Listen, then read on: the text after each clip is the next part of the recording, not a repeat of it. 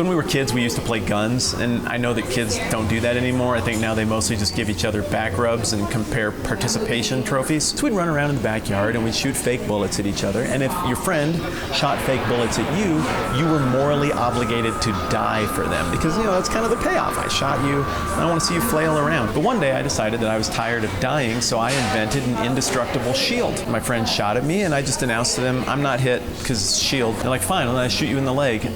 Yeah, but the shield covers that too. So they're like, fine, well, I'll shoot you in the foot. Head, no, covered everything back too. It's just an amazing shield. When I was younger, I had a Bible verse that I used as the social equivalent of that full body shield while playing guns. It was Matthew 7:1, super famous verse. It's the one that even if people don't know much about the Bible, they know this one. It says, don't judge or you too will be judged. And anytime anyone tried to speak into my life during this window of time, I would just be like, I know one Bible verse, don't judge or you too will be judged, so I don't have to listen to anything you're saying. Eventually, basic social awareness probably is what caused me to quit invoking that verse left and right anytime I felt in any way threatened or uncomfortable. But it was quite a few years after that before I think I even started to wrap my brain around what that verse might actually mean. I think my first breakthrough with this verse was when somebody used it on me, and they used the King James Version. They did the don't judge lest ye will be judged. The way they said it and the way that came through really made it feel like it was a super judgmental thing for them to say, because they were judging my remarks as being mean, heartfelt judgment, which in itself would seem like that would be judgment, which would be the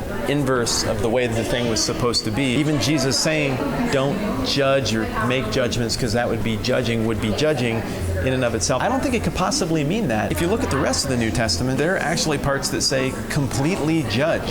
You're supposed to be wise and shrewd, and at times you're supposed to make judgments about how to respond to people mistreating you. Jesus clearly instructs people to be discerning and to use judgment. So the context doesn't bear out to say this just means don't think anything or ever say anything to anyone else. But it certainly does go on to say that anytime you're interested in speaking into somebody else's life, you also need to be actively looking at your own. It goes on to say, for in the same way you judge others, you will be judged, and with the measure you use, it will be measured to you. Why do you look at the speck of sawdust in your brother's eye and pay no attention to the plank in your own eye? Well, that is a dang good question. And I can think of plenty of times that I've been eager to judge someone else's badness or dumbness, but have taken no time or effort to look at my own badness or dumbness before doing so. So does it mean then that as long as you've thought a little bit about your own business, you can go and be judgmental and horrible to others? Well, I don't get that sense either. So if we look at the immediate context of the verses right around Matthew 7:1, and we look at the larger context of the whole Sermon on the Mount, Matthew roughly 5-7, and we look at the whole context of everything Jesus said in the New Testament, I think it's not that hard to figure out what to do with a verse like this. Jesus is not saying go around judging and condemning everyone for everything you imagine they did wrong.